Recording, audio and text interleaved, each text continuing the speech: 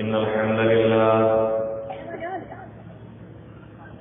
نحمده ونستعينه ونستغفره ونعوذ بالله من شرور أنفسنا ومن سيئات أعمالنا من يهده الله فلا مضل له ومن يضلل فلا هادي له وأشهد أن لا إله إلا الله وحده لا شريك له وأشهد أن محمدا عبده ورسوله يا أيها الذين آمنوا اتقوا الله حق تقاته ولا تموتن إلا وأنتم مسلمون يا أيها الناس اتقوا ربكم الذي خلقكم من نفس واحدة وخلق منها زوجها وبث منهما رجالا كثيرا ونساء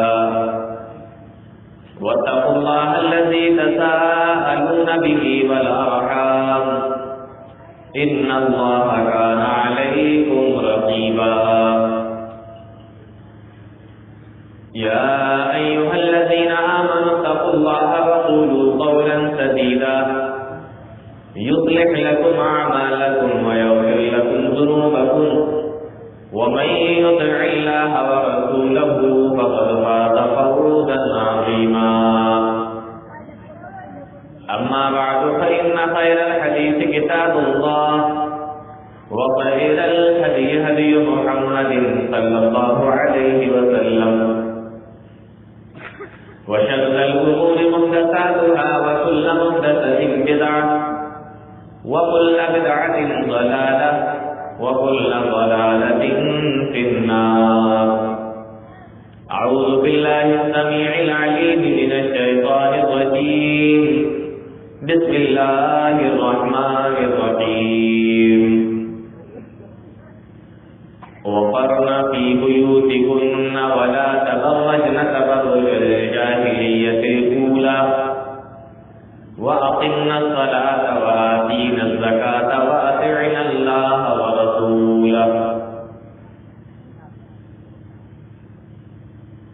جناب صدر محترم، اسٹیج پر تشریف فرما معزز علماء کرام، محترم سامعین، پردہ نشین خواتین،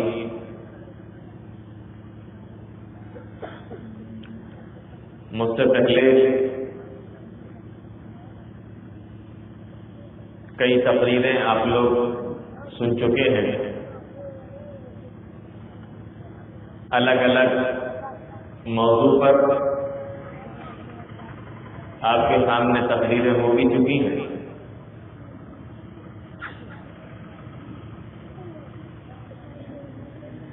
آج میں جس موضوع کے تحت آپ لوگوں کے سامنے کچھ باتیں رکھنا چاہتا ہوں،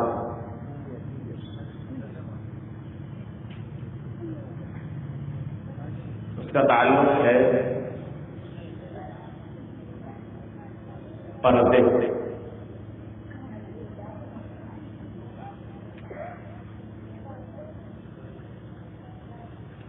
مجھے معلوم ہوا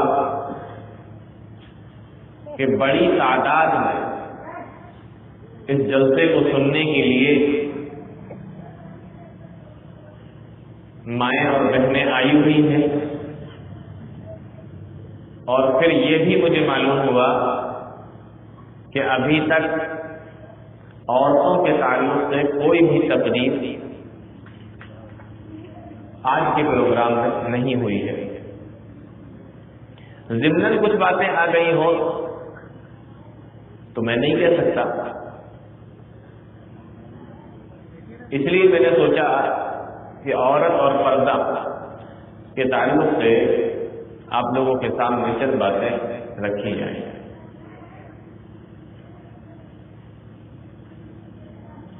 اسلام نے عورت کو جو پردے کا حکم دیا ہے اس کے تعلق سے طرح طرح کی باتیں لوگوں کے سامنے، لوگوں کے ذہنوں میں لائی جاتی ہیں، ڈالی جاتی ہیں، اور یہ بتانے کی کوشش کی جاتی ہے کہ اسلام نے عورت کو جو پردے کا حکم دیا ہے وہ عورت کے لیے ایک بوجھ ہے، ایک قید ہے، اور اسلام نے عورت کی آزادی کو چھین لیا ہے۔ یہ سکے کا ایک رخ ہے، ایک پہلو ہے۔ اگر آپ دوسرا رخ دیکھیں گے، دوسرا پہلو دیکھیں گے، تو آپ کو معلوم ہوگا کہ حقیقت بالکل اس کے اپوزٹ ہے، الگ ہے۔ اسلام نے عورت کو جو پردے کا حکم دیا اس میں عورت کی عزت بھی ہے، عورت کی حفاظت بھی ہے، اور اس کی کامیابی اور کامرانی بھی ہے۔ جن لوگوں کے دعوے یہ ہیں کہ پردے کا حکم دے کر اسلام نے عورت کی آزادی کو چھین لیا، اگر آپ ان کے یہاں ماحول دیکھیں گے اور وہاں کے لوگوں کو دیکھیں گے، جو لوگ آزادی کی چھیننے کی بات کرتے ہیں، سب سے زیادہ ظلم انہی کے ملکوں میں عورتوں کے اوپر کیا جاتا ہے، اور سب سے زیادہ کرائم اور سب سے زیادہ کیس عورتوں کے تعلق سے انہی کے ملکوں میں ہوتے ہیں۔ آج کے زمانے میں دیکھیے، نبی کریم صلی اللہ علیہ وسلم جب اس دنیا میں تشریف لائے، اس زمانے میں دیکھیے، آپ کی آمد سے پہلے کے حالات دیکھیے، پوری دنیا کے اندر عورتوں کو کوئی عزت نہیں دی جاتی، چاہے وہ روم ہو، ایران ہو، چین ہو، دنیا کا کوئی بھی اپنے آپ کو مہذب ملک کا دعویٰ کرنے والا کوئی بھی ملک، اسلام نے عورت کو عزت سے نوازا، اسلام نے عورت کو جینے کا حق دیا۔ اسلام کے آنے سے پہلے عورتوں کو جینے کا بھی حق نہیں تھا۔ اسلام نے آ کر بتایا کہ عورت کا کیا مقام اور کیا مرتبہ ہے۔ اللہ رب العالمین قرآن کریم کے اندر اس دور کے حالات کا نقشہ کھینچ رہا ہے کہ عورتوں کے ساتھ میں کیا سلوک کیا جاتا تھا۔ اللہ رب العالمین فرماتا ہے، وَإِذَا بُشِّرَ أَحَدُهُم بِالْأُنثَىٰ ظَلَّ وَجْهُهُ مُسْوَدًّا وَهُوَ كَظِيمٌ۔ نبی کریم صلی اللہ علیہ وسلم کے آنے سے پہلے زمانہ جاہلیت میں اگر کسی کے یہاں بیٹی پیدا ہو جاتی، اگر کسی کے یہاں بیٹی کا جنم ہوتا، اگر کسی کی یہاں بیٹی پیدا ہو جاتی اور اس کے باپ کو، یعنی اس بیٹی کے باپ کو یہ بتایا جاتا کہ تمہارے گھر کے اندر بیٹی پیدا ہوئی ہے، لڑکی کی پیدائش ہوئی ہے، وَإِذَا بُشِّرَ أَحَدُهُم بِالْأُنثَىٰ، جب اس کو بیٹی کی پیدائش کی خوشخبری دی جاتی، ظَلَّ وَجْهُهُ مُسْوَدًّا وَهُوَ كَظِيمٌ، بیٹی کی پیدائش کی خبر کو سننے کے بعد اس کا چہرہ کالا پڑ جایا کرتا، ظَلَّ وَجْهُهُ مُسْوَدًّا وَهُوَ كَظِيمٌ، اور اندر ہی اندر گھٹنے لگتا کہ وہ کیا کرے۔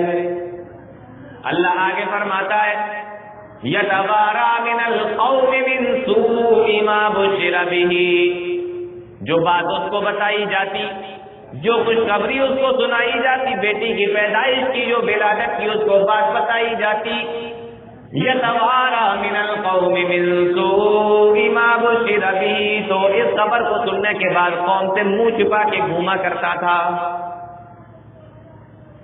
قوم سے منہ چھپا کر بھاگتا، کہیں قوم کے لوگوں کو یہ معلوم نہ ہو جائے کہ میں ایک بیٹی کا باپ بن چکا ہوں، میرے گھر کے اندر بھی بیٹی کی پیدائش ہوئی ہے، میں بھی ایک بیٹی کا باپ بن چکا ہوں، کہیں قوم کے لوگوں کو یہ معلوم نہ ہو جائے۔ یتبارا من القوم من سوء ما بشر به، تو وہ اپنے منہ کو چھپاتا تاکہ لوگوں کو اپنا چہرہ بھی نہ دکھا سکوں۔ اب اپنا چہرہ تو چھپا رہا ہے، قوم کے لوگوں سے بھاگ رہا ہے، لیکن اب کرے کیا؟ اس بیٹی کا کیا کرے جو گھر کے اندر پیدا ہوئی؟ اس لڑکی کا کیا کرے؟ اس بچی کا کیا کرے؟ ایمسکہ علی ہون، کیا وہ اس بیٹی کو پال لے اور زندگی بھر ذلیل بن کر زندگی گزارے؟ ام یدسہ فی التراب، یا اس بیٹی کے پیدا ہونے کے بعد میں اس کو زمین کے اندر زندہ ہی دفن کر دے؟ دو آپشن تھے ان کے پاس، یا تو وہ بیٹی کو پال لے اور ذلیل و خوار ہو کر سماج کے اندر زندگی گزارے، ام یدسہ فی التراب، یا وہ اپنی بیٹی کو زمین کے اندر دفن کر دے۔ یہ اسلام سے پہلے بیٹی کی، عورتوں کی حالت تھی، لڑکیوں کی حالت تھی۔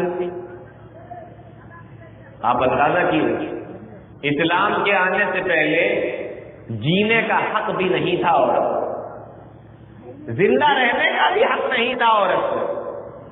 آج وہی ماحول ہمارے یہاں بھی، کسی کے گھر کے اندر، میں سب کی بات تو نہیں کرتا، لیکن آج بھی ایسے لوگ موجود ہیں کہ جن کو اگر یہ بتایا جائے کہ تمہارے گھر میں بیٹی ہوئی ہے تو ان کا چہرہ سوکھ جاتا ہے، چہرہ اتر جاتا ہے، اور اگر انہیں یہ بتایا جائے کہ تمہارے گھر کے اندر بیٹا پیدا ہوا تو خوشی کی وجہ سے پورے محلے میں سب کو بتاتے ہیں، مٹھائیاں بانٹتے ہیں، اور بیٹی کی پیدائش پہ کوئی مٹھائی نہیں، کوئی خوشخبری نہیں، کسی کو بتانا نہیں، بس ایسا لگتا ہے کہ کون سی مصیبت ان کے اوپر ٹوٹ پڑی۔ ایسا ماحول ہے کہ نہیں؟ اسلام نے آ کر عورت کو کے تعلق سے بتایا کہ ان کو بھی دنیا میں جینے کا حق ہے، پیدا ہوتے ہی ان کو مار نہ ڈالو، ان کو دفن نہ کرو۔ یہ وہ اسلام ہے۔ ہمارے ملک کی حالت دیکھ لیجیے، اس دور کے اندر جب کسی کے شوہر کا انتقال ہو جاتا، پتی مر جاتا، تو اس کی چتا پر اس کی زندہ بیوی کو، اس کی پتنی کو بٹھا دیا جاتا اور پتی کے ساتھ اس کو بھی ستی کر دیا جاتا، اسی چتا میں زندہ جلا دیا جاتا تھا۔ یہ ہمارے یہاں کی حالت ہے۔ یہ اسلام ہے جنہوں نے عورتوں کو ان کا حق دیا،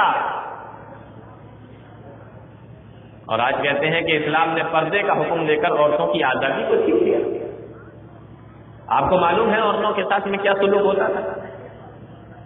واقعہ آپ لوگوں کو معلوم ہوگا۔ اللہ کے نبی جناب محمد رسول اللہ صلی اللہ علیہ وسلم کے پاس ایک آدمی آیا اور کہا کہ اللہ کے نبی میں مسلمان ہونا چاہتا ہوں، مجھے آپ کلمہ پڑھائیے، میں مسلمان ہونا چاہتا ہوں۔ اللہ کے نبی جناب محمد رسول اللہ صلی اللہ علیہ وسلم نے اس کو کلمہ پڑھا دیا۔ وہ کلمہ پڑھ کر مسلمان ہو گیا۔ نبی کے صحابہ کی مجلس بیٹھی ہوئی ہے، سارے لوگ بیٹھے ہوئے، کلمہ پڑھنے کے بعد، اسلام لانے کے بعد، مسلمان ہونے کے بعد میں کونے میں جاتا ہے اور وہاں جا کر رونا شروع کر دیتا ہے، بےتاجا روتا ہے، زار و قطار روتا ہے۔ نبی نے دیکھا، نبی کے صحابہ نے دیکھا کیا معاملہ ہے؟ اسلام قبول کرنے کے بعد تو کوئی اتنا نہیں رویا جتنا کہ یہ رو رہا ہے۔ اللہ کے نبی صلی اللہ علیہ وسلم نے اس کو اپنے پاس میں بلایا، میرے صحابی یہاں آؤ، کیا بات ہے؟ کس وجہ سے تمہیں رونا آ رہا ہے؟ کس وجہ سے تم رو رہے ہو؟ جواب دیتا ہے اللہ کے نبی، مجھے اپنے کفر کی حالت میں کیے ہوئے گناہ کی یاد آ رہی ہے، اس لیے میں رو رہا ہوں۔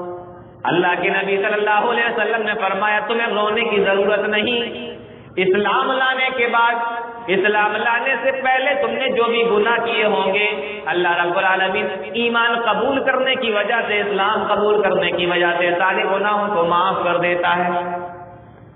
اس کو تسلی دی، اس کو سمجھایا۔ نبی کی یہ بات سننے کے بعد بھی اس کے آنسو نہیں رکے، اب بھی وہ زار و قطار ہو رہا ہے۔ اللہ کے نبی صلی اللہ علیہ وسلم نے اس سے پوچھا کیا بات ہے، کیوں رو رہے ہو؟ جواب دیا اللہ کے نبی وہ گناہ مجھے یاد آ رہا ہے۔ آپ نے فرمایا کیا تمہیں معلوم نہیں ہے ان الاسلام یہدم ما کان قبلہ، اسلام لانے کے بعد، اسلام لانے سے پہلے جو بھی گناہ تم نے کیے ہوں گے وہ سارے کے سارے اللہ معاف کر دیتا ہے، ختم کر دیتا ہے۔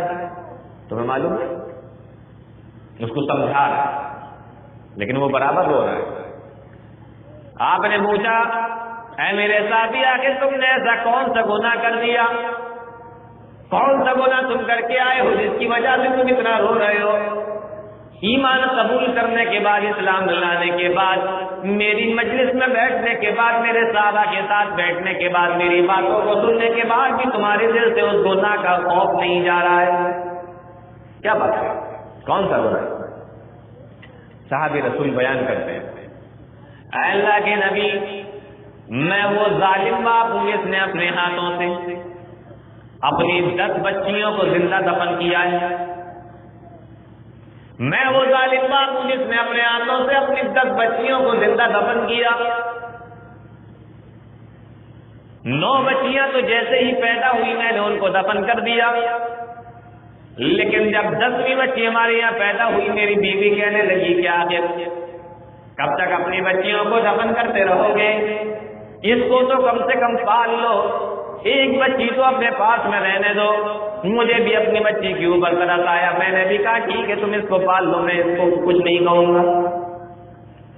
وہ بچی دھیرے دھیرے بڑی ہونے لگی، توتلی زبان میں ابو ابو امی امی بھی کہنے لگی، لیکن جب میں محلے سے نکلتا، باہر نکلتا، اپنے گھر سے باہر جاتا تو لوگ مجھے تانا دیتے۔ گھر میں بیٹی کی محبت کو دیکھتا اور باہر لوگوں کے تانوں کو دیکھتا، میری سمجھ میں نہیں آ رہا تھا میں بیٹی کے ساتھ میں کیا کروں، اس کو پالتا رہوں اب یدسہ فی التراب، یا اس کو بھی زمین کے اندر دفن کر دوں، ایمسکہ علی ہون، یا اسی طریقے سے لوگوں کے تانے سن سن کر میں زندگی گزارتا رہوں، اس کو پالتا رہوں۔ ایک دن حد ہو گئی، اللہ کے نبی صلی اللہ علیہ وسلم میں نے اپنی بیوی سے کہا اس کو تیار کر دیں، بیوی نے اس کو تیار کر دیا۔ میں نے کدال بھی ہاتھ میں لے لی، پھاوڑا بھی ہاتھ میں لے لیا، اور مٹی کھودنے کے سامان میں اپنے ساتھ میں لے کر چلا۔ اپنی چھوٹی سی بچی کو جو ننھی ننھی زبان سے، توتلی زبان سے ابو ابو امی امی کہنا بھی سیکھ گئی تھی، اپنے چھوٹے چھوٹے ننھے ننھے قدموں سے میرے ساتھ میں چلی، میری انگلی پکڑ کے جا رہی تھی۔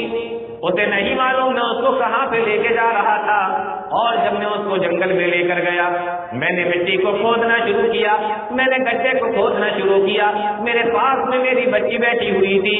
جب مٹی میرے کپڑوں کے اوپر آتی تو وہ اپنے ننھے ننھے ہاتھوں سے میرے کپڑوں کو صاف کرتی جاتی تھی اور کہتی تھی ابو آپ کے کپڑے گندے ہو رہے ہیں۔ وہ میرے کپڑوں کو صاف کرتی جاتی، میرے چہرے سے بھی مٹی کو ہٹاتی جاتی۔ جب میں نے گڈھا پورا تیار کر لیا اور اس کے بعد میں نے اٹھا کر اپنی اس بچی کو دفن کر دیا، اسی کے اندر پھینک دیا۔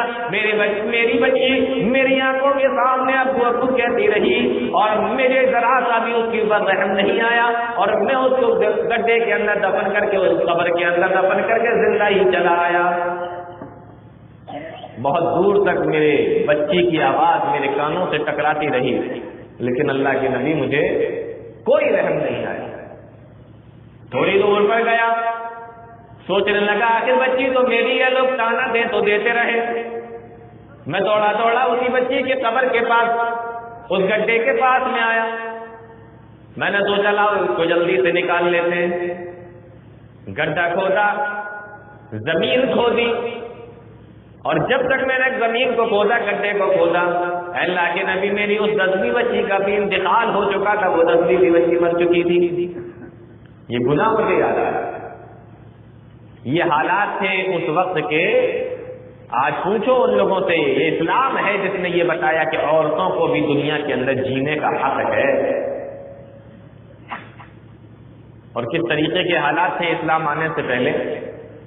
باپ کا انتقال ہو جاتا، بیٹا ماں سے شادی کر لیا کرتا تھا، باپ کا انتقال ہو جاتا، بیٹا ماں سے شادی کر لیا کرتا تھا۔ یہ اسلام ہے جس نے آ کے بتایا لا تنکحوا آباؤکم من النساء، او دنیا کے لوگوں، تم اپنے باپ کی بیویوں سے، اپنے باپ کی بیویوں سے یعنی اپنی ماں سے نکاح نہ کیا کرو، تمہارے لیے جائز نہیں، تمہارے لیے حرام ہے۔ اپنے باپ کی بیویوں سے شادی کرو، اپنے باپ کی بیویوں سے نکاح کرو، تمہارے لیے جائز نہیں۔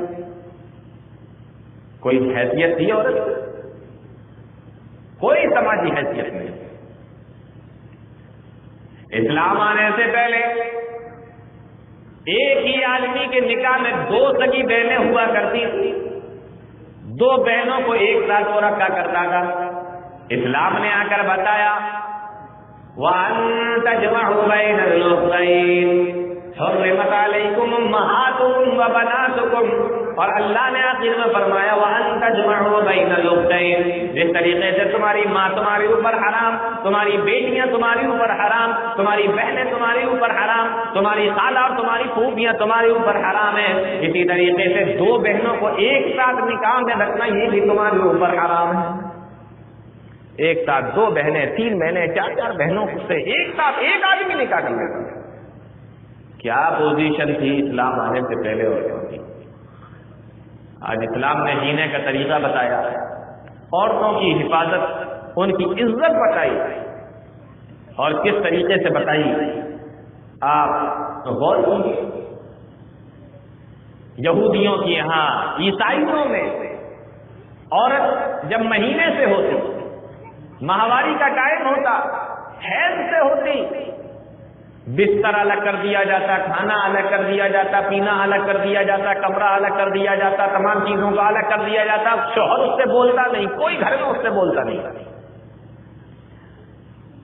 جانوروں سے زیادہ بری زندگی عورتیں گزار رہی تھیں۔ اللہ کے نبی صلی اللہ علیہ وسلم نے بتایا کہ عورتوں کے ساتھ کیسے رہنا ہے۔ حضرت عائشہ صدیقہ رضی اللہ تعالیٰ عنہ بیان فرماتی ہیں جب میں حالت حیض سے ہوتی، ماہواری کا ٹائم ہوتا، میں مہینے سے ہوتی، حضرت عائشہ صدیقہ رضی اللہ تعالیٰ عنہ بیان فرماتی ہے میں برتن میں جس جگہ سے منہ لگا کر پانی پیا کرتی تھی، پیالے میں جس جگہ سے منہ لگا کر پانی پیا کرتی تھی، اللہ کے نبی جناب محمد رسول اللہ صلی اللہ علیہ وسلم بھی اسی جگہ سے منہ لگا کر پانی پیا کرتے تھے۔ یہ عزت دی ہے عورتوں کو اسلام۔ میں جس جگہ سے منہ لگا کے کھانا کھاتی، اللہ کے نبی جناب محمد رسول اللہ صلی اللہ علیہ وسلم ہڈی کو یا بوٹی کو پلٹ پلٹ کر ایسے دیکھتے کہ میری بیوی عائشہ نے کس جگہ سے منہ لگا کے کھانا کھایا، اللہ کے نبی صلی اللہ علیہ وسلم بھی اسی جگہ سے منہ لگا کے کھانا کھایا کرتے تھے۔ اسلام نے عورتوں کی عزت کرنے کا طریقہ بتایا، یہ ہمارے نبی جناب محمد رسول اللہ صلی اللہ علیہ وسلم نے عورتوں کی عزت کرنے کا طریقہ بتایا، یہ دیا ہے اسلام نے عورتوں کو۔ آج کہتے ہیں عورتوں کو کیا دیا اسلام؟ عورتوں کو حق دیا اسلام نے۔ اور کسی کی ماں ہوگی، بہن ہوگی، بیٹی ہوگی، بیوی ہوگی، عورت کے یہ اصل 4 روپ ہوتے ہیں۔ اس کے بعد میں اگر اس کی بیٹی ہوئی، پھر اس کی بیٹی ہوئی تو وہ نانی بن گئی، اس طریقے سے پھر رشتے بڑھتے جاتے ہیں، لیکن اصل میں یہی 4 ہوتے ہیں: ماں، بہن، بیٹی اور بیوی۔ اگر عورت ماں ہے تو اسلام نے کیا بتایا؟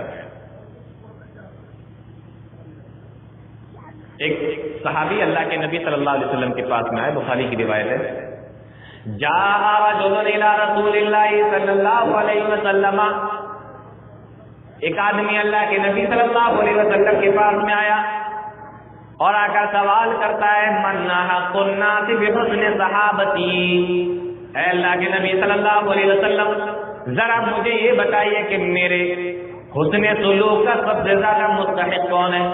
سب سے زیادہ میرے حسن سلوک کا مستحق کون ہے، میں کس کے ساتھ میں سب سے اچھا سلوک کروں، میں کس کے ساتھ میں سب سے اچھے طریقے سے پیش آؤں، میں نیک سلوک حسن سلوک کس کے ساتھ میں کروں؟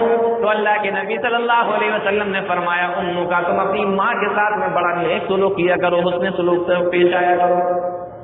کس کا نام بتایا؟ ماں کا نام بتایا۔ قال اموں کا، اپنی ماں کے ساتھ۔ وہ صحابی دوبارہ سے سوال کرتے ہیں ثم من، ان کے بعد اللہ کے نبی میں کس کے ساتھ میں پیش آؤں، حسن سلوک کس کے ساتھ میں کروں؟ اللہ کے نبی جناب محمد رسول اللہ صلی اللہ علیہ وسلم جواب دیتے ہیں ثم امک، آپ نے دوبارہ سے بھی وہی فرمایا کہ تم اپنی ماں کے ساتھ۔ اب وہ صحابی رسول جو تھے سوال کرتے ہیں اللہ کے نبی جناب محمد رسول اللہ صلی اللہ علیہ وسلم سے، اے اللہ کے نبی، میں نے آپ سے پوچھا کس کے ساتھ میں حسن سلوک سے پیش آؤں، آپ نے فرمایا اپنی ماں کے ساتھ۔ میں نے دوبارہ سے پوچھا، آپ نے فرمایا اپنی ماں کے ساتھ۔ اے اللہ کے نبی، مجھے یہ معلوم ہو گیا کہ میں اپنی ماں کے ساتھ حسن سلوک سے پیش آؤں، میں اپنی ماں کے ساتھ نیک سلوک کروں، میں اپنی ماں کے ساتھ میں اچھا برتاؤ اور اچھا طریقہ رکھوں۔ اے اللہ کے نبی، لیکن اب مجھے تیسری بار میں یہ بتا دیجیے کہ میں کس کے ساتھ میں حسن سلوک سے پیش آؤں، میرے حسن سلوک کا سب سے زیادہ مستحق کون ہے؟ تو پیارے نبی جناب محمد رسول اللہ صلی اللہ علیہ وسلم نے تیسری مرتبہ میں بھی یہی فرمایا اموں کا، تیری ماں۔ 3 مرتبہ اللہ کے نبی صلی اللہ علیہ وسلم نے کہا اپنی ماں کے ساتھ اچھے طریقے سے پیش آؤ، یہ ہے اسلام کا طریقہ۔ اب وہ 4تھی مرتبہ سوال کرتے ہیں وہ صحابی، اے اللہ کے نبی ثم من، اب میں کس کے ساتھ میں اسے سلوک کروں، میں کس کے ساتھ میں اپنے سلوک سے پیش جاؤں، میرے نیک سلوک کا مستحق کون ہے، میں کس کے ساتھ میں پیش جاؤں؟ اللہ کے نبی صلی اللہ علیہ وسلم نے 4تھی مرتبہ سے فرمایا ابو کا، تم اپنے باپ کے ساتھ میں نیک سلوک کرو۔ غور کرنے کی بات ہے، ماں کو 3 مرتبہ اللہ کے نبی صلی اللہ علیہ وسلم نے مقام دیا، عزت دی، اور 4تھی مرتبہ میں اللہ کے نبی صلی اللہ علیہ وسلم نے والد کا نام بتایا۔ یہ ہے عورت کا اسلام کے اندر مقام اور مرتبہ۔ آج عورتیں بھی یہ سمجھتی ہیں کہ اسلام نے ہمیں قید کر دیا، انہیں آزادی چاہیے، گھروں سے آزادی چاہیے، پردے سے آزادی چاہیے۔ جس طریقے سے مردوں کے لیے اللہ رب العالمین نے کچھ قانون بنائے، کچھ اصول بنائے، اسی طریقے سے عورتوں کے لیے بھی اللہ رب العالمین نے کچھ اصول اور کچھ قانون بنائے۔ مرد اس قانون کی خلاف ورزی کریں تو ان کو سزا ملے گی، عورتیں اگر اس قانون کی خلاف ورزی کریں گی تو عورتوں کو سزا ملے گی۔ مرد اگر اپنے رب کے بنائے ہوئے قانون کے مطابق زندگی گزاریں گے تو ان کو اس پر فائدہ ہوگا، جزا ملے گی، بدلہ ملے گا۔ اسی طریقے سے عورتیں اگر اپنے رب کے قانون کے بنائے ہوئے قانون کے مطابق زندگی گزارے گی تو ان کو بھی فائدہ ہوگا، ان کو بھی جزا اور بدلہ ملے گا۔ حضرت عائشہ صدیقہ رضی اللہ تعالی عنہا کی روایت ہے، بخاری مسلم دونوں کے اندر یہ روایت موجود ہے، ایک عورت اپنی 2 چھوٹی چھوٹی بچیوں کو لے کر اللہ کے نبی صلی اللہ علیہ وسلم کے پاس میں آئی ہے۔ نبی صلی اللہ علیہ وسلم گھر میں موجود نہیں ہے، حضرت عائشہ موجود، آ کر کہنے لگی میری یہ چھوٹی چھوٹی 2 بچیاں ہیں نا، یہ بھوکی ہیں، اگر کچھ کھانے کے لیے کچھ ہو تو ان کو دے دو۔ ایک روایت کے اندر تو یہ آیا کہ حضرت عائشہ صدیقہ رضی اللہ تعالیٰ عنہ کے پاس میں 3 کھجوریں تھیں جو انہوں نے دونوں بیٹیوں اور ایک ماں کو دے دی، اور ایک روایت کے اندر یہ آیا کہ ایک ہی کھجور تھی جو انہوں نے اس کی ماں کو دے دی۔ اب جس کے اندر یہ ہے کہ 3 تھی تو ایک ایک تینوں کو مل گئی، اور جس کے اندر یہ ہے کہ 2 ایک ہی تھی تو اس نے 2 ٹکڑے کیے اور اپنی بیٹیوں کو دے دی۔ حضرت عائشہ صدیقہ رضی اللہ تعالیٰ عنہ دیکھ رہی ہیں کہ ان دونوں لڑکیوں نے اپنی اپنی کھجور کو جلدی سے کھا لیا، اور ماں کے پاس میں جو کھجور تھی ابھی ماں نے اس کھجور کو کھایا نہیں تھا۔ یہ دونوں بیٹیاں ماں سے بھی وہ کھجور مانگنے لگی۔ اس عورت نے उस खजूर को जो उसके हिस्से में आई थी उसके 2 टुकड़े कर दिए, और आधी खजूर अपनी एक छोटी सी बेटी और दूसरी आधी खजूर अपनी छोटी सी बेटी को दे दी। दोनों अपनी बच्चियों को आधी आधी खजूर बांट दी। हजरत आयशा फरमाती है अल्लाह के नबी सल्लल्लाहु अलैहि वसल्लम जब घर के अंदर आए, आपको पूरा वाकया बताया और कहा कि मुझे बड़ी हैरत हुई उस माँ के ऊपर जिसने अपनी खजूरों को बांट दिया। अल्लाह के नबी सल्लल्लाहु अलैहि वसल्लम ने इरशाद फरमाया, ए आयशा, अपनी बच्चियों को पालने की वजह से इस माँ को तकलीफ हो रही है, अपने बच्चियों को पालने में इस माँ को मशक्कत उठानी पड़ रही है। अगर किसी को भी अपनी बच्चियों के पालने में किसी माँ को या किसी बाप को इस तरीके से परेशानी उठाना पड़े, तकलीफ उठाना पड़े, अल्लाह के नबी सल्लल्लाहु अलैहि वसल्लम ने इरशाद फरमाया, मन दुलिया बिलादिल बनाती बिशैर वासना इलैहिन्ना कुन्ना लहु सितरम मिनन नार। अगर वो इन परेशानियों को उठाने के बावजूद भी अपनी बच्चियों को अच्छे तरीके से परवरिश करे, पढ़ाई लिखाई तालीम दे, अल्लाह के नबी फरमाते हैं कुन्ना लहु सितरम मिनन नार, तो वो बच्चियां, वो लड़कियां जहन्नम से आड़ और पर्दा उसके लिए बन जाएंगी। मर्दों के लिए तो नहीं फरमाया, बच्चियों के लिए अल्लाह के नबी सल्लल्लाहु अलैहि वसल्लम फरमा रहे हैं, लड़कियों के लिए आप फरमा रहे हैं। बहुत सारी बातें हैं कि इस्लाम ने औरतों को क्या दिया। मैं यहां पर यह बताना चाहता हूं कि अगर आपकी बीवी है तो उसके साथ भी इस्लाम ने हुस्न सुलूक का हुक्म दिया। वाशिरूहुन्ना बिल मारूफ, उनके साथ अच्छे तरीके से जिंदगी गुजारो, बढ़िया तरीके से जिंदगी गुजारो, बेहतरीन तरीके से जिंदगी गुजारो। और बहुत हदीसें हैं, बहुत सारी हदीसें हैं। मुझे चूंकि यहां पर मुख्तसर तौर पे औरत के ताल्लुक से कि इस्लाम ने औरत को क्या दिया, और थोड़ा सा मुझे पर्दे के ताल्लुक से भी आपके सामने बात करना है। बहुत हुकूक हैं, जो कुछ भी हक हैं वो सारे के सारे इस्लाम ने औरतों को दिए हैं, लेकिन उसके साथ साथ कुछ उसूल भी बनाए हैं, कुछ कानून भी बनाए हैं कि तुमको कैसे जिंदगी गुजारना है। ये तो मर्दों को तुम्हारे साथ में करना है, लेकिन तुमको कैसे जिंदगी गुजारना है। उन उसूल और कानून में से एक चीज पर्दा भी है, जिसके ऊपर आज बड़ा ढिंढोरा पीटा जाता है। इस्लाम ने औरतों की आजादी को छीन लिया, मुसलमानों ने कैद कर दिया, तरह तरह की बातें लोग बनाते हैं। पर्दा भी उसी, पर्दा औरत की हिफाजत के लिए बनाया गया, पर्दा औरत की इज्जत के लिए बनाया गया, उसके हुकूक की पासदारी और उसके हुकूक का ख्याल रखने के लिए अल्लाह रब्बुल आलमीन ने पर्दे का कानून नाफिज किया। कुरान करीम उठाकर देखिए अल्लाह क्या फरमाता है, वकुल लिल मुमिनाति यग़ुज़्ज़ना मिन अब्सारिहिन्ना व यहफ़ज़्ना फ़ुरूजहुन्ना। ऐ मेरे नबी जनाब मोहम्मद रसूलुल्लाह सल्लल्लाहु अलैहि वसल्लम, आप कह दीजिए, किनसे कह दीजिए, वक़ुल लिल मुमिनाति यग़ुज़्ज़ना मिन अब्सारिहिन्ना, मोमिना औरतों से कह दीजिए, मेरी मोमिना बंदियों से कह दीजिए, क्या कह दीजिए, यग़ुज़्ज़ना मिन अब्सारिहिन्ना, कि अपनी निगाहों को नीचे रखा करें, अपनी निगाहों को पस्त रखा करें जी। और मैं आपको बताऊं, इस आयत से पहले वाली जो आयत है ना, उसके अंदर हुक्म यह है कि मेरे मोमिन बंदों से कह दीजिए कि वो अपनी निगाह को पस्त रखा करें। पहले मर्दों को हुक्म है, फिर औरतों को।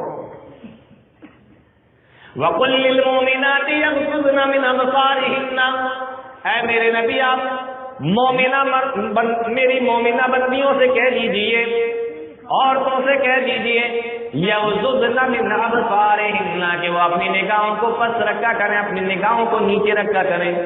और दूसरा काम उन्हें ये बता दीजिए, वो यहफ़ज़्ना फ़ुरूजहुन्ना, और अपने शर्मगाहों की हिफाजत करें, नजर की हिफाजत करें और शर्मगाह की हिफाजत करें,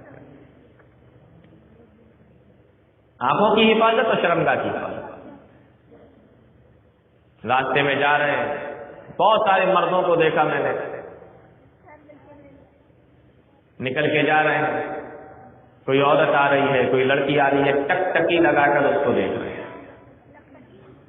नजर भर कर उसको देख रहे हैं, और जब तक देख रहे हैं जब तक वो नजरों से गायब नहीं हो जाती। कुछ नौजवानों को तो मैंने देखा اس طریقے سے اس کو دیکھتے ہیں لگتا ہے جیسے گھر تک چھوڑ کر آئے. مردوں کے لیے بھی یہی حکم، عورتوں کے لیے بھی یہی حکم. بازار سے نکلو، اپنی نگاہوں کو نیچی کرو، اپنی نگاہوں کو پست کرو، نگاہوں کو نیچے کرو. وَقُلْ لِلْمُؤْمِنَاتِ يَغْضُضْنَ مِنْ أَبْصَارِهِنَّ وَيَحْفَظْنَ فُرُوجَهُنَّ، اور اپنی شرمگاہوں کی بھی حفاظت کرو. یہ مردوں کے لیے بھی حکم ہے، عورتوں کے لیے بھی حکم ہے. یہ الگ بات ہے کہ یہاں پر جو آیت میں پڑھ رہا ہوں اس میں عورتوں کا ذکر ہے. وَيَحْفَظْنَ فُرُوجَهُنَّ وَلَا يُبْدِينَ زِينَتَهُنَّ، اور اپنے زیب و زینت کو ظاہر نہ کرو، اپنی زیب و زینت کو نہ دکھاؤ، اپنی خوبصورتی کو ظاہر کرنے کی کوشش نہ کرو. تم اپنے زیبائش اور آرائش کو دکھانے کی کوشش نہ کرو، اپنی زیب و زینت کو لوگوں کے سامنے نہ دکھاؤ. اچھا ایک بات بتائیے، اگر کوئی عورت اپنی بناؤ، سنگار، خوبصورتی، زیب و زینت، ان تمام چیزوں کو چھپا کے رکھتی ہے اور ایک عورت دکھاتی ہے، تو فتنے میں پڑنے کا اندیشہ کس کا زیادہ ہے؟ گناہ میں ملوث ہونے کا اندیشہ کس کا زیادہ ہے؟ نقصان اٹھانے کا اندیشہ کس کا زیادہ ہے؟ ایک عقل مند آدمی اس بات کا جواب آرام سے دے سکتا ہے. تو اسلام بتا رہا ہے. اچھا ایک چیز اور دیکھیے یہاں پر کیا فرمایا؟ وَلَا يُبْدِينَ زِينَتَهُنَّ إِلَّا مَا ظَهَرَ مِنْهَا وَلِيَضْرِبْنَ بِخُمُرِهِنَّ عَلَى جُيُوبِهِنَّ، نگاہ کو پست رکھو، شرمگاہوں کی حفاظت کرو، زیب و زینت کو ظاہر نہ کرو، اور اس کے باوجود بھی تمہیں اگر گھر سے نکلنے کی ضرورت پڑ جائے وَلِيَضْرِبْنَ بِخُمُرِهِنَّ عَلَى جُيُوبِهِنَّ، تو اپنے پورے دامنوں کے اوپر، اپنے جسم کے اوپر پردے کو لٹکا لیا کرو. تم کور ہو کر جائیے، تم کورڈ ہو، چھپ کر. ہاں کیا عورت بالکل اپنا زیب و زینت ظاہر نہیں کر سکتی؟ کسی کو بھی نہیں دکھا سکتی؟ آگے اللہ رب العالمین فرماتا ہے إِلَّا لِبُعُولَتِهِنَّ، عورت اپنا زیب و زینت دکھا سکتی ہے، اپنی خوبصورتی دکھا سکتی ہے، مگر کس کے سامنے؟ شوہروں کے سامنے. اپنے شوہر کے سامنے دکھائیے، آپ بنیے، سنوریے، خوبصورتی دکھائیے، زیب و زینت ظاہر کیجیے. کس کے سامنے؟ شوہر کے سامنے، باقی کسی کے سامنے نہیں. شوہر کے سامنے حکم ہے، آپ ان کے سامنے اپنی خوبصورتی دکھا سکتی ہیں. اور ہمارے یہاں تو الٹا ہوتا ہے، شوہروں کے سامنے گھروں کے اندر عورتیں ایسی میلی کچیلی رہتی ہیں کہ آدمی اگر شام کو لوٹ کر کام سے واپس آئے گھر پہ تو دیکھ کر اس کا موڈ آف ہو جائے، موڈ خراب ہو جائے. کون ہے اس طریقے سے رہتی ہے؟ لیکن کہیں فنکشن میں جانا ہوتا ہے، کہیں شادی میں جانا ہوتا ہے، کہیں دوسری جگہ جانا ہوتا ہے تو وہ بناؤ سنگار. ارے وہ بناؤ سنگار تمہارے شوہر کے لیے، دوسروں کے لیے نہیں. عورتیں اس کو الٹا کرتی ہیں. اچھا اللہ رب العالمین حکم دے رہا ہے، دیکھیے نگاہوں کو پست رکھو. اور حدیث کے اندر اللہ کے نبی صلی اللہ علیہ وسلم نے کیا فرمایا؟ العینان تزنیان وزناہما النظر، آنکھیں بھی زنا کرتی ہیں اور آنکھوں کا زنا کرنا اس کا دیکھنا ہے. وزناہما النظر، یہ دیکھنا، یہ زنا کرنا ہے آنکھیں. وَالْيَدَانِ تَزْنِيَانِ وَزِنَاهُمَا الْبَطْشُ، اللہ کے نبی صلی اللہ علیہ وسلم فرماتے ہیں ہاتھ بھی زنا کرتے ہیں اور ہاتھ کا زنا کرنا پکڑنا ہے. آپ نے پکڑا، یہ ہاتھ کا زنا کرنا. وَالرِّجْلَانِ تَزْنِيَانِ وَزِنَاهُمَا الْمَشْيُ، اللہ کے نبی صلی اللہ علیہ وسلم فرماتے ہیں اور پیر بھی زنا کرتے ہیں اور ان کا زنا کرنا یہ پیروں سے چل کر اس جگہ تک جانا ہے. اور آگے اللہ کے نبی صلی اللہ علیہ وسلم نے فرمایا وَالْفَرْجُ يُكَذِّبُهُ، اور جو شرمگاہ ہوتی ہے وہ یا تو سچ کر دیتی ہے اس کو، یا جھوٹا ثابت کر دیتی ہے. یہ ہے اسلام کا حکم. اس لیے عورتوں کو پردہ کرنے کا اسلام نے حکم دیا ہے. اور اسلام نے عورتوں کو اس طریقے سے پردہ کرنے کا حکم دیا.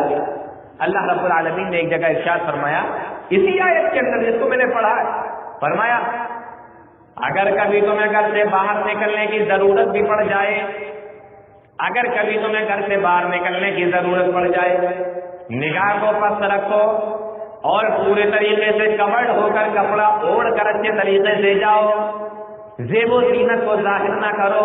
اور آگے اللہ فرماتا ہے وَلَا يَضْرِبْنَ بِأَرْجُلِهِنَّ لِيُعْلَمَ مَا يُبْدِينَ مِنْ زِينَتِهِنَّ، اگر پیر کے اندر، پیروں میں آپ نے کسی بھی طریقے کا کوئی زیور پہن رکھا ہے تو پیر کو بھی زمین کے اوپر مار کر نہ چلو، کہیں اس کی آواز سے مرد تمہاری طرف منتقل نہ ہو جائیں، متوجہ نہ ہو جائیں، تمہاری طرف ان کی نظر نہ اٹھ جائے۔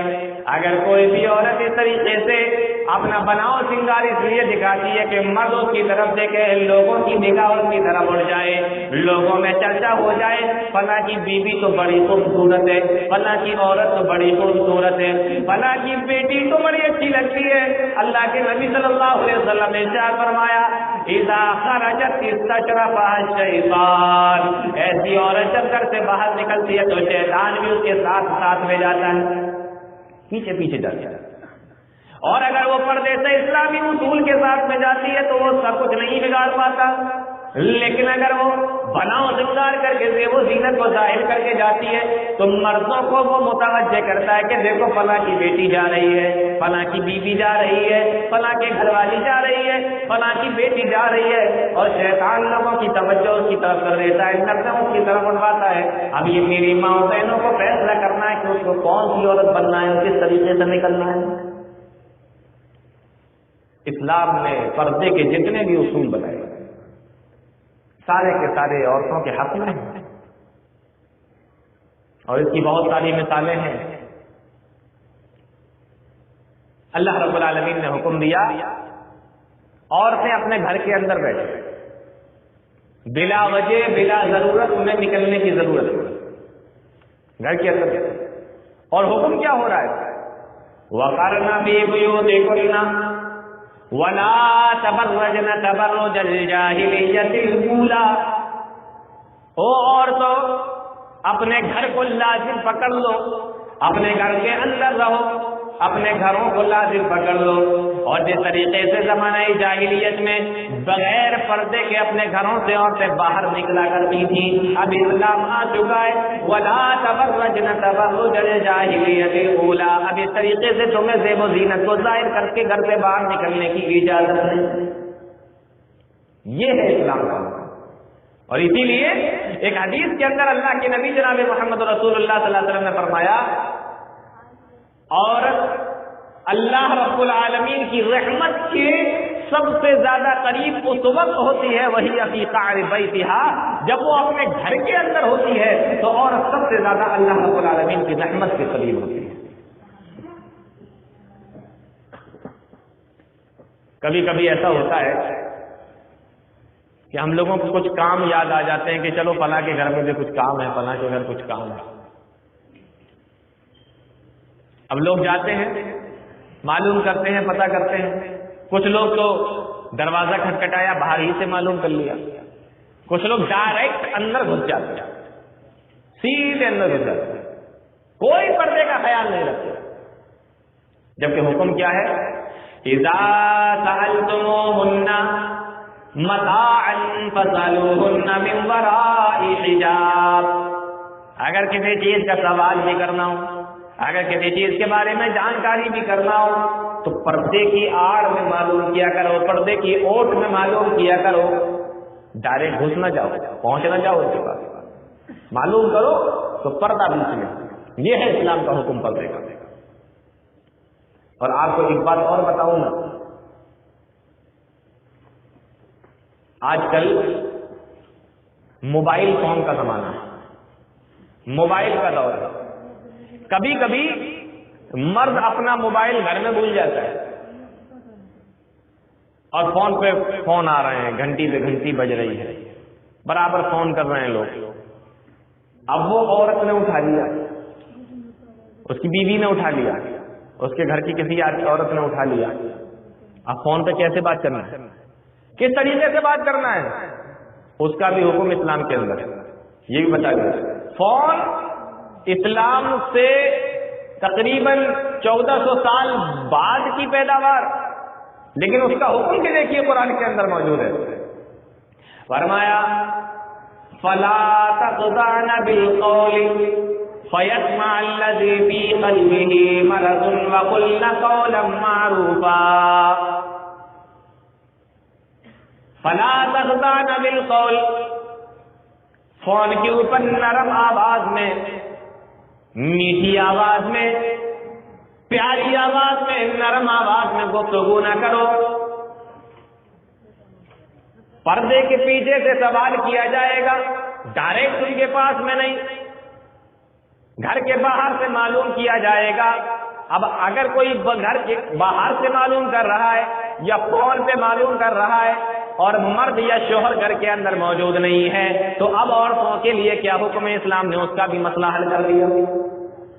فلا تخضعن بالقول فيطمع الذي في قلبه مرض. نرم آواز میں، نرم لہجے میں، میٹھی آواز میں، پیاری آواز میں ان سے گفتگو نہ کرو.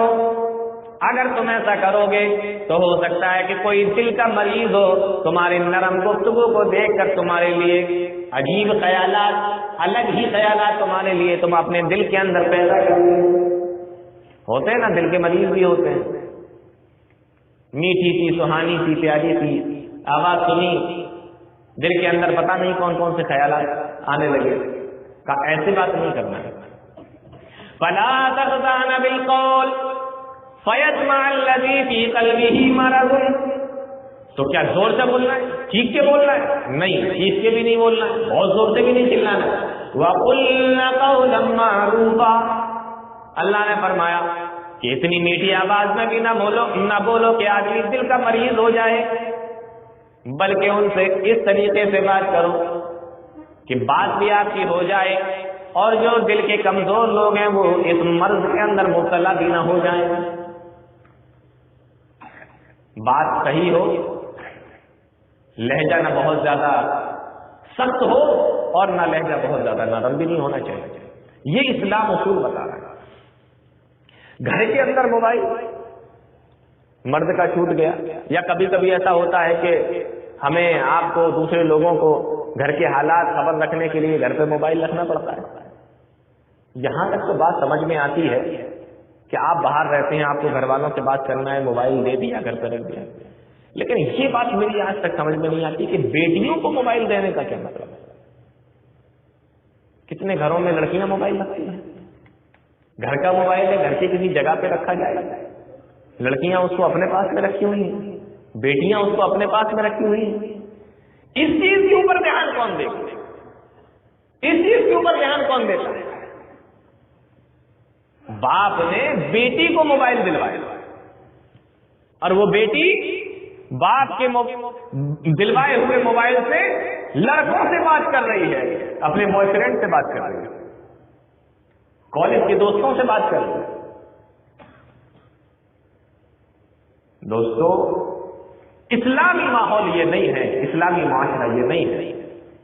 میں بہت سخت لہجے میں آپ سے یہ بات نہیں کرنا چاہ رہا ہوں کیونکہ الفاظ تو میرے پاس اس سے بھی زیادہ سخت ہے، لیکن ہمارے لیے سوچنے کی اور غور و فکر کرنے کی ضرورت ہے. اللہ کے نبی صلی اللہ علیہ وسلم کے زمانے میں چند باتیں آپ کو بتا رہا ہوں، وقت بہت زیادہ ہو رہا ہے. نبی کریم صلی اللہ علیہ وسلم کے زمانے میں نبی کی جو صحابیات تھی کتنا پردے کا خیال رکھا کرتی تھی. ایک مرتبہ اللہ کے نبی جناب محمد رسول اللہ صلی اللہ علیہ وسلم نے فرمایا، بخاری کی روایت ہے، اللہ کے نبی صلی اللہ علیہ وسلم نے فرمایا لم ينظر اللہ یوم القیامت، اللہ رب العالمین کل قیامت کے دن ایسے آدمی کی طرف نظر رحمت سے نہیں دیکھے گا من جر ثوبہ قیادا، جو اپنے دامن کو، اپنے پاجامے کو، اپنی شلوار کو ٹخنوں سے نیچے لٹکائے گا. اللہ رب العالمین اس کو نظر رحمت سے نہیں دیکھے گا. ام سلمہ رضی اللہ تعالی عنہا نے اللہ کے نبی جناب محمد رسول اللہ صلی اللہ علیہ وسلم سے سوال کیا، اے اللہ کے نبی، آپ یہ فرما رہے ہیں کہ شلوار اگر ٹخنے سے نیچے لٹکی ہوئی ہو تو اللہ رب العالمین کل قیامت کے دن اس کو نظر رحمت سے نہیں دیکھے گا. اے اللہ کے نبی ہم عورتوں کی شلوار تو ٹخنے سے نیچے ہوتی ہے، تو کیا کل قیامت کے دن اللہ رب العالمین ہماری اوپر بھی نظر رحمت سے نہیں دیکھے گا؟ ہم بھی اپنی شلوار اوپر کریں گے؟ ہماری تو نیچے ہوتی ہے۔ اللہ کے نبی صلی اللہ علیہ وسلم نے فرمایا عورتوں کو یہ حکم نہیں ہے، یہ مردوں کو حکم ہے، عورتوں کو یہ حکم نہیں دیا جا رہا ہے، عورتوں کے لیے یہ حکم نہیں، عورتوں کو یہ حکم نہیں دیا جا رہا ہے تم اپنی تلوار لٹکا لیا کرو، تم اپنی تلوار ٹخنوں سے نیچے لٹکا لیا کرو۔ ام سلمہ رضی اللہ تعالیٰ عنہ نے پھر سے سوال کیا اے اللہ کے نبی ہم اپنی تلوار کو اپنے کتنا لٹکا لیا کریں اپنے ٹخنوں سے نیچے؟ اللہ کے نبی صلی اللہ علیہ وسلم نے جواب دیا یرقین شبرا، ایک بالش سے لٹکا لیا کرو۔ اب مجھے یہ بتاؤ ایک بالش اگر کوئی اپنی تلوار نیچے لٹکا لے تو پردہ ہو جائے گا کہ نہیں ہو جائے گا؟ پیر چھپ جائیں گے کہ نہیں چھپ جائیں گے؟ اس کے باوجود بھی ام سلمہ رضی اللہ تعالیٰ عنہ اللہ کے نبی جناب محمد رسول اللہ صلی اللہ علیہ وسلم سے کہتی ہیں اے اللہ کے نبی یہ ایک بالش تو کم ہے۔ تو اللہ کے نبی صلی اللہ علیہ وسلم نے جواب دیا اگر ایک بالش کم لگ رہا ہو تو پھر تم اپنی تلوار کو ایک ہاتھ لٹکا لیا کرو۔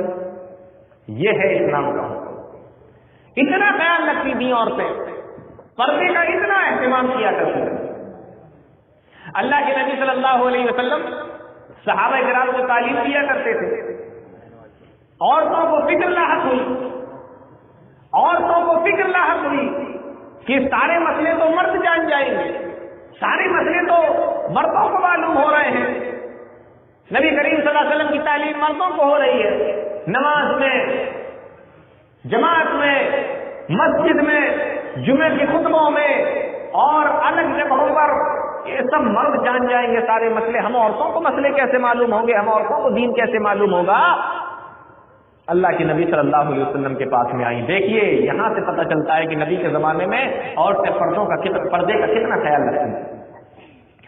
اللہ کے نبی صلی اللہ علیہ وسلم کے پاس میں آئیں اور آ کر سوال کیا اے اللہ کے نبی صلی اللہ علیہ وسلم ہم آپ کے پاس میں اس لیے آئے اجعل لنا یوما من نفسک، ہم آپ کے پاس میں اس لیے آئے کہ آپ مردوں کو تو تعلیم دیتے ہی ہیں، ہمارے لیے بھی کوئی ایک دن نکال لیجیے جس میں ہمیں بھی تعلیم دے دیا کریں۔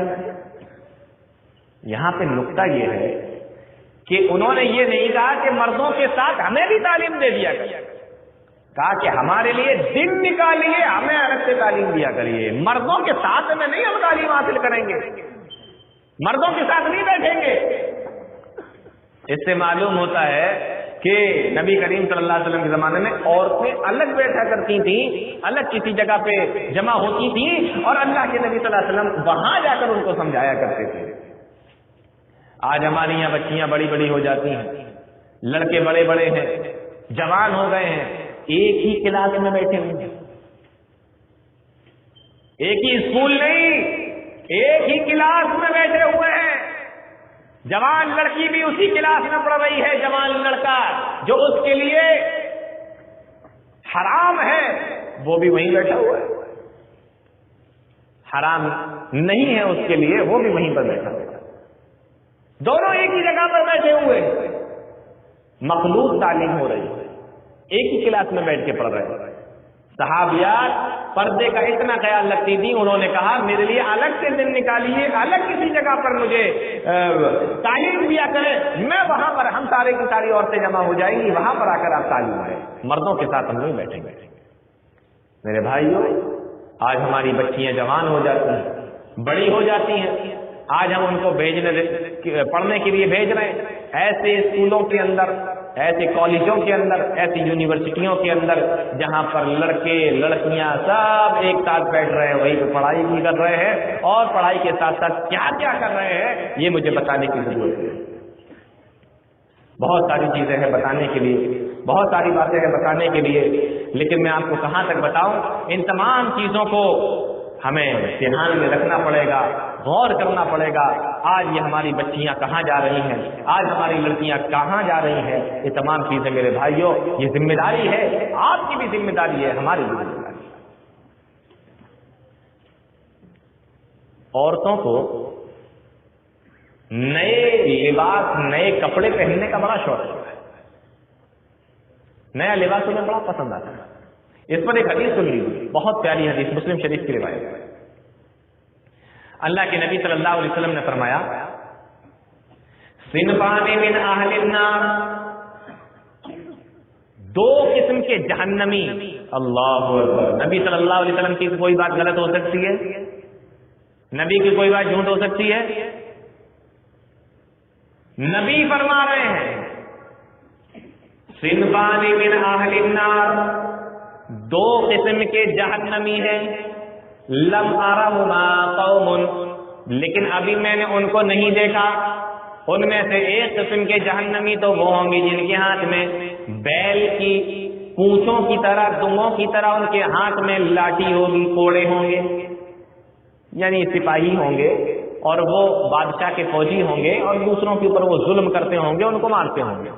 پہلی چیز کی.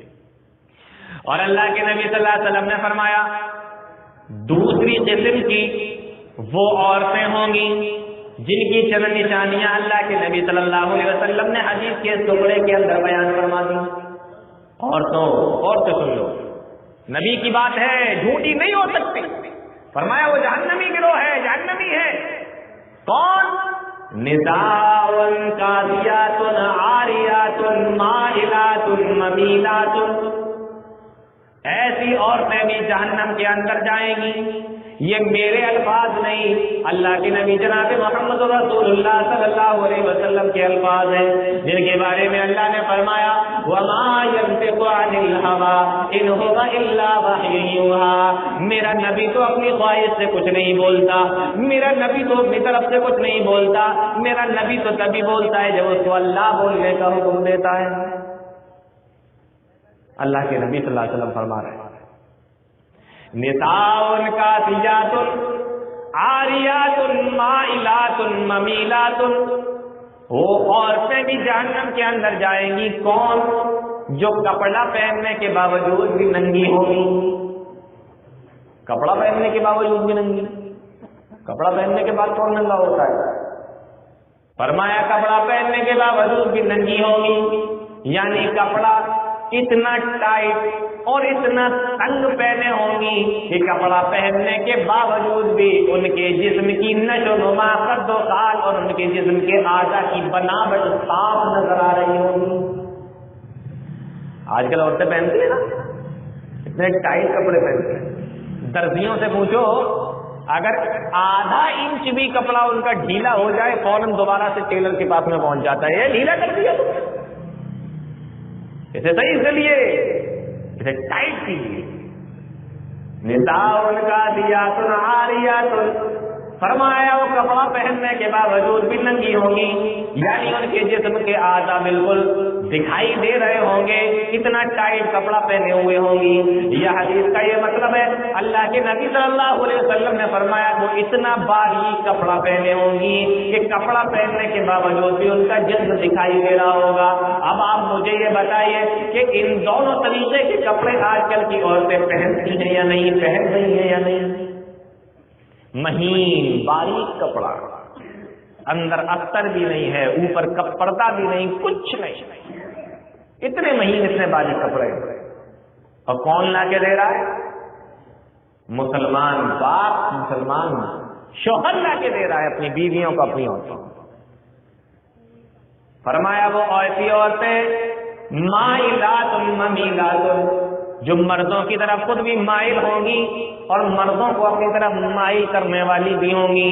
ایسی عورتوں کے بارے میں اللہ کے نبی صلی اللہ علیہ وسلم نے فرمایا لا يدخلن الجنۃ, ایسی عورتیں جنت کے اندر داخل نہیں ہوں گی. اور آگے اللہ کے نبی صلی اللہ علیہ وسلم نے حدیث کے اندر ارشاد فرماتے ہیں جنت میں داخل ہونا تو بہت بڑی بات ہے, ایسی عورت تو جنت کی خوشبو بھی نہیں پائے گی. وَإِنَّ رِيحَهَا لَيُوجَدُ مِنْ مَسِيرَةِ كَذَا وَكَذَا, حالانکہ جنت کی خوشبو تو 500 سال پہلے سے ہی آ جاتی ہے.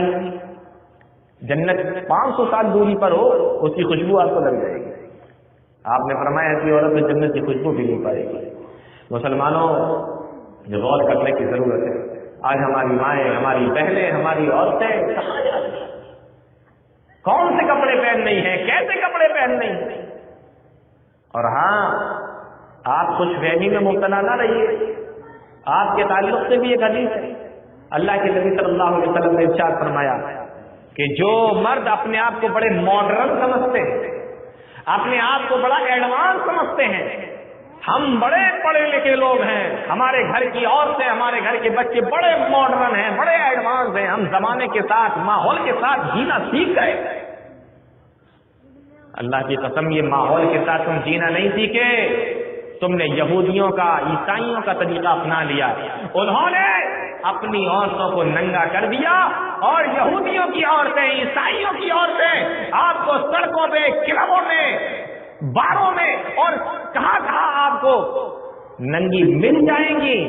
اب وہ یہ چاہتے ہیں کہ مسلمانوں کی بھی عورتیں اسی طریقے سے ننگے پن کے اندر شکار ہو جائیں, ننگے پن کا شکار ہو جائیں. یہ بات ہمیں سمجھنا پڑے گی. اور اگر آپ اسی خوش فہمی میں جی رہے ہیں کہ ہم ماڈرن ہیں, ہم پڑھے لکھے ہیں, یہ اسلام کی تعلیمات بہت پرانی ہے, آج کل اس سے اوپر اٹھ کے سوچنے کی ضرورت ہے. لا يدخل الجنہ, اللہ کے نبی صلی اللہ علیہ وسلم ارشاد فرماتے ہیں ثلاثۃ لا يدخلون الجنہ, 3 قسم کے آدمی جنت کے اندر داخل نہیں ہوں گے. 3 قسم کے لوگ جنت میں داخل نہیں ہوں گے. العاق لوالدیہ, ماں باپ کا نافرمان جنت کے اندر داخل نہیں ہوگا. اور دوسرے نمبر پہ اللہ کے نبی صلی اللہ علیہ وسلم نے فرمایا والدیوس, دیوس بھی جنت کے اندر داخل نہیں ہوگا. صحابہ پوچھنے لگے اللہ کے نبی یہ دیوس کون ہے؟ اللہ کے نبی جناب محمد رسول اللہ صلی اللہ علیہ وسلم نے ارشاد فرمایا دیوس ایسے آدمی کو کہتے ہیں اس کے گھر کی عورت کیا پہنتی ہے اس کو پرواہ نہیں, اس کے گھر کی عورت کیا کھاتی ہے اس کو پرواہ نہیں, اس کے گھر کی عورت کہاں جاتی ہے اس کو پرواہ نہیں, اس کے گھر کی عورت, اس کے گھر کے اندر کون کون آتا ہے اس بات کا بھی وہ خیال نہیں رکھتا.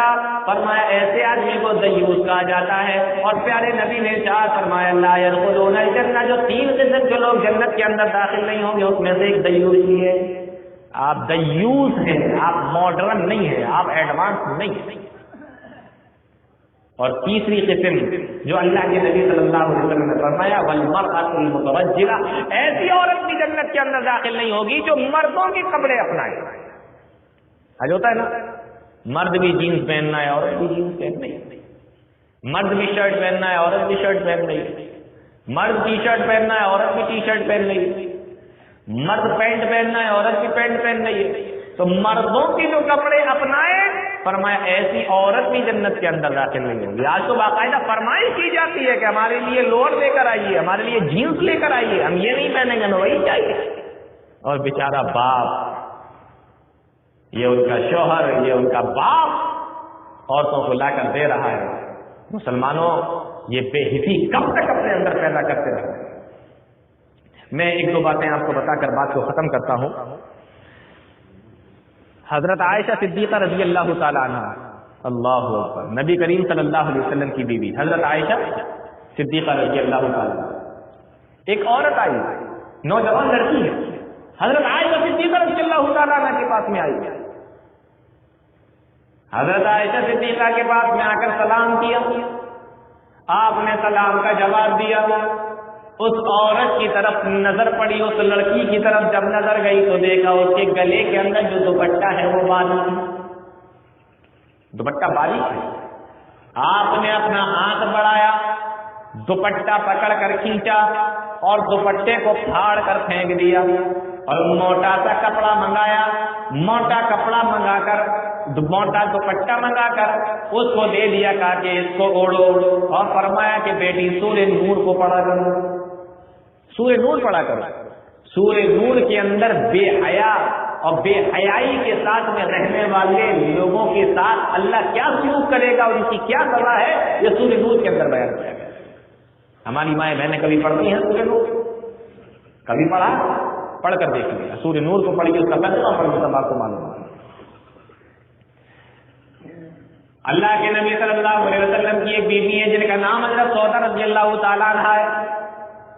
کسی نے ایک مرتبہ ان سے پوچھا, اے اماں سودا, اے ام المومنین سودا بنت زماں, آپ اپنے گھر سے باہر کیوں نہیں نکلتی, آپ گھر سے باہر کیوں نہیں آتی؟